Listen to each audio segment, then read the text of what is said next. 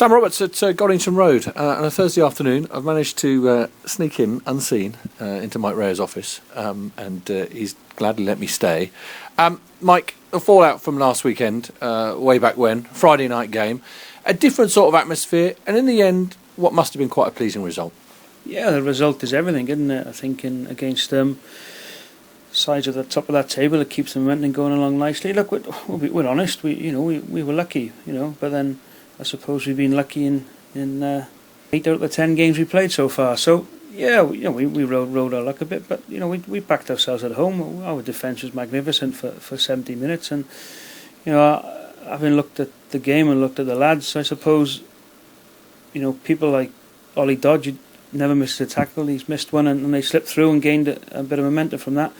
But look, Ollie played only 5 days before, so and he's on the end of a big tackle count again, a big work rate. So, and that's not just him, but there were some tired boys out at the end because we had to back it up so soon after Nottingham the week before on the Sunday. So yeah, look, you can look back and crucial moments in the game, but I still feel that period just before half time where I thought we scrambled and defended our line magnificently, which kept them out. I think any sort of lead for them at half time, it might have been tough for us, but we ended up coming out after time 19-6, 11 points ahead, 10 minutes to go.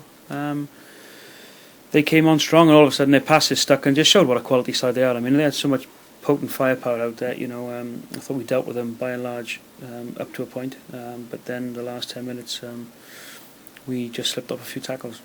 Having national TV here, what was the experience like for you? How do you think the club fared on TV? I suppose that's for other people to suggest and let us know. I mean, the feedback we've had has been pretty positive. I think I'm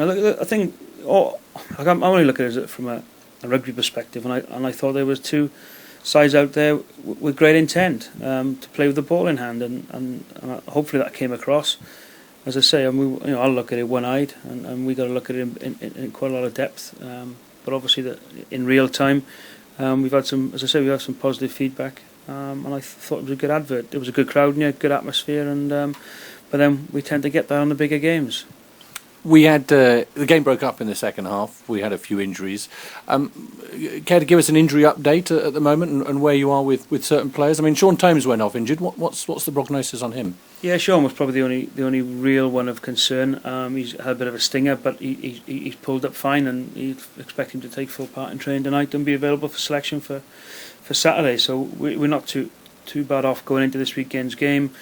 Unfortunately, Saracens have going to give Jackson Ray an opportunity in their first team this week, and some of the other lads are going to be involved in their game against the USA on Tuesday in the middle of London. So there's some good opportunities for them young lads, but at the same time, I've got guys here fit and ready to go. Duncan Taylor came through last Sunday for the Colts, or development side, whichever way you want to call it.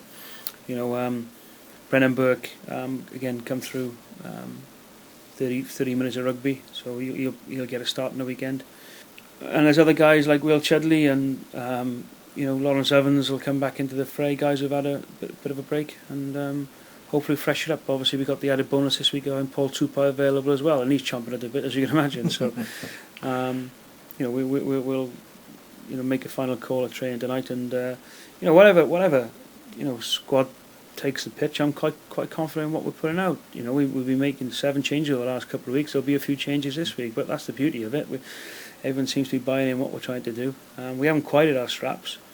Lo and behold when we do, because I think if we do, somebody's going to cop it, and we've got to be confident going to Bees.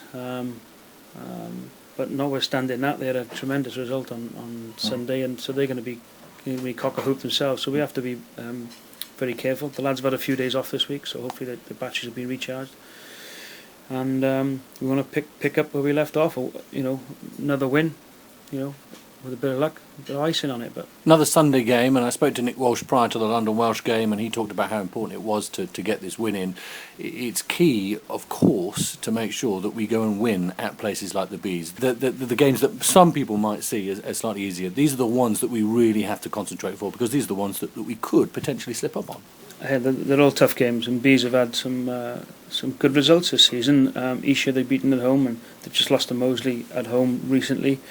But not only that, at the start of the season they went to Cornish Pirates and pushed them all the way, and people will know that the scoreline probably flatters them, but we watched the DVD of that one in preparation for the Pirates game, and Bees were desperately lucky in that one. And obviously last weekend result shows they're a very dangerous side, and we can't get ahead of ourselves. What have we done so far? What have we achieved? We just won some games of rugby, okay, against some good sides. What we've done is put ourselves up there amongst the top guys in the division, and they're to be shot at, and that's the responsibility we got to kind of belong to now, and make sure we're on the money week in, week out. Hence why we change things around. People coming in are fighting for a jersey, and they're fresh, and they want to take their opportunity when they get it.